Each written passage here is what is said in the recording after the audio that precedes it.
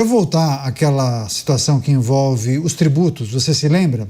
Mencionamos isso, inclusive, no início do programa. Sob o governo federal, os brasileiros pagaram a maior carga tributária da série histórica em 2025, segundo dados do Tesouro Nacional. A cobrança de alíquotas somou 32,4% do PIB no ano passado, representando um crescimento de 0,18 ponto percentual em relação a 2024. Esses dados mostram um aumento dessa carga tributária, que está relacionado quase em sua totalidade com a elevação dos tributos do governo federal, com o caso do IOF, você se lembra, né?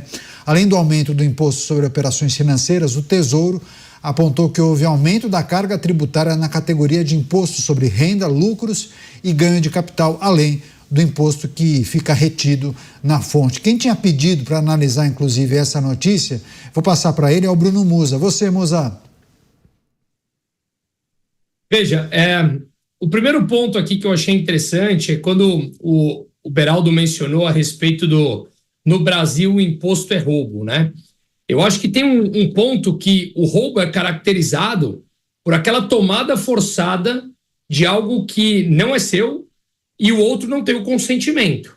Se eu tomo alguma coisa de você e você não tem um contrato assinado comigo, não tem outra coisa a não ser roubo, furto. Tecnicamente você vai dar o nome exato, mas enfim, é uma prática de tomar algo de alguém.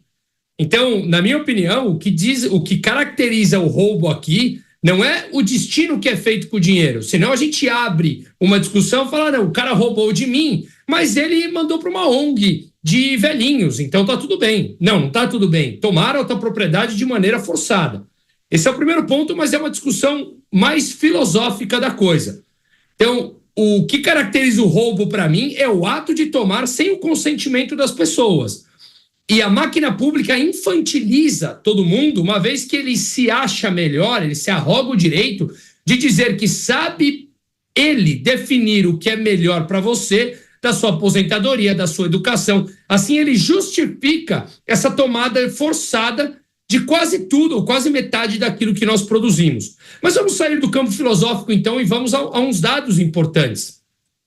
Segundo o IBPT, o Instituto Brasileiro de Planejamento e Tributação, em 1986, o brasileiro trabalhava 2 meses e 22 dias para manter essa máquina pública, que já era inchada, ineficiente e corrupta, por definição, ela é assim. Em 2026, nós agora trabalhamos 5 meses, 153 dias do ano, para sustentar grande parte dessas pessoas que nós estamos dando nome aqui, através dos casos do Banco Master, do INSS. A gente tem que bancar tudo isso. E o IBPT, esse Instituto Brasileiro de Planejamento e Tributação, ele criou um índice chamado IRBIS. O que esse IRBIS faz? Ele cruza quanto cada país cobra de imposto e quanto devolve em qualidade de vida para a população. São 30 países analisados, já tem alguns anos. O Brasil é o último, e todas as vezes ele é o último nesse mesmo estudo. Somos o 30 de 30.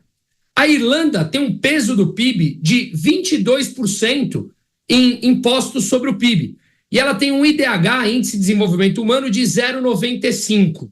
Quase 1, que é o máximo. Ela está em primeiro na lista.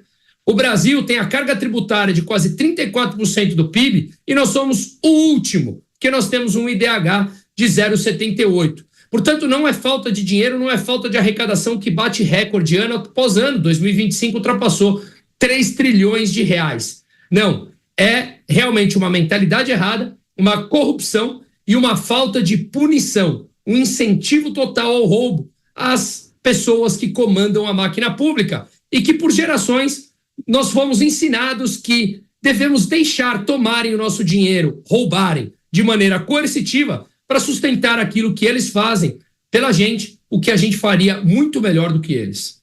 Rápida parada, faremos um break para TV, rádio e internet. Voltaremos na sequência com mais destaques aqui em Os Pingos nos Is. Eu conto com você, hein? Até já. Os Pingos nos Is. Jovem Pan. Ah, que bom você chegou, BYD. Com uma oportunidade imperdível para o BYD Song Pro. É muita autonomia, mais economia, E agora com 2 super ofertas para escolher. Taxa 0 em 36 vezes. Ou supervalorização de até R$10 mil no seu usado. Tudo isso a partir de R$ 159.990. Agora só falta você chegar a uma concessionária BYD. BYD é do Brasil. A Jovem Pan não para de crescer. Estamos ampliando nossa presença na TV aberta e levando informação, opinião e entretenimento cada vez mais longe. Já estamos em São Paulo, canal 51. Campinas, canal 41. Santa Inês, no Maranhão, canal 19. Cuiabá, canal 12. Presidente Prudente, canal 31. E agora o Nordeste ganha mais um novo ponto no mapa. Em Recife, no canal 30, com cobertura em toda a região metropolitana. Jovem Pan, cada vez maior, cada vez mais perto de você, na TV aberta. Comunicar vai além de falar. É marcar presença onde o seu público está. Textos, vídeos, posts e relatórios. Dezenas de canais exigindo presença, consistência e velocidade.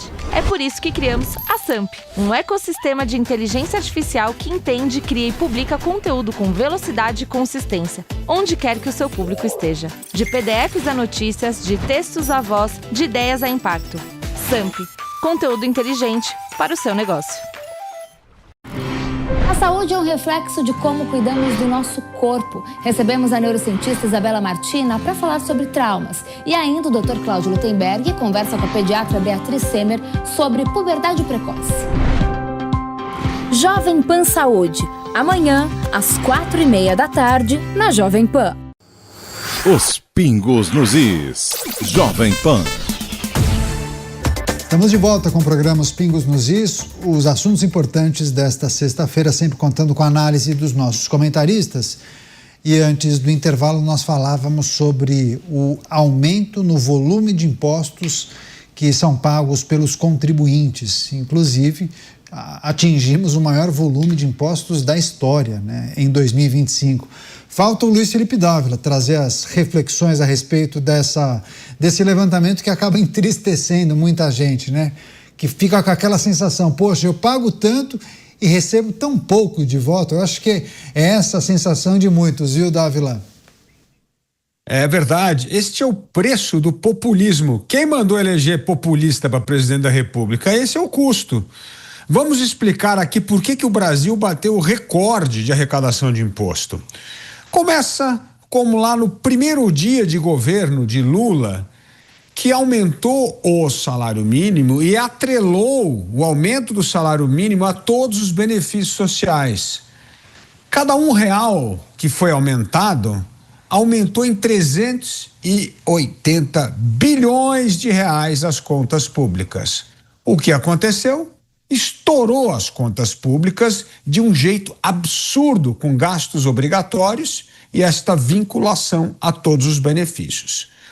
E aí o que o governo faz? Ao invés de reduzir despesa, não, vamos aumentar a receita. E o que é aumentar a receita em governo? É aumentar imposto.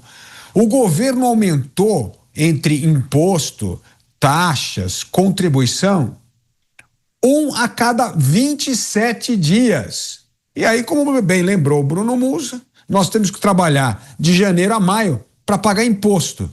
E aí você fala, bom, então a partir de junho eu começo a ganhar dinheiro. Não. A partir de junho você começa a ganhar dinheiro para contratar serviço privado, porque o público é uma porcaria, porque o governo gasta mal. O governo pega esse montante absurdo de dinheiro, que é quase 40% do PIB, e gasta mal. E aí está lá o país entre os 10 mais violentos do mundo. Na educação básica, a gente está no pior quartil em todos os indicadores internacionais. No saneamento básico, como bem lembra sempre o Beraldo aqui, quase metade da população não tem acesso a saneamento. Então o que acontece? Aí de maio a novembro, você ganha dinheiro, sabe para quê? Para colocar o seu filho na escola privada, para pagar mais caro o condomínio porque precisa de segurança, porque senão você não consegue dormir em paz com a sua família. Precisa comprar um planinho de saúde que custa uma fortuna. E aí talvez naquele mês de dezembro sobra um pouquinho para você comprar um presente de Natal para o seu filho. Esse é o país do populismo desenfreado de Lula da Silva.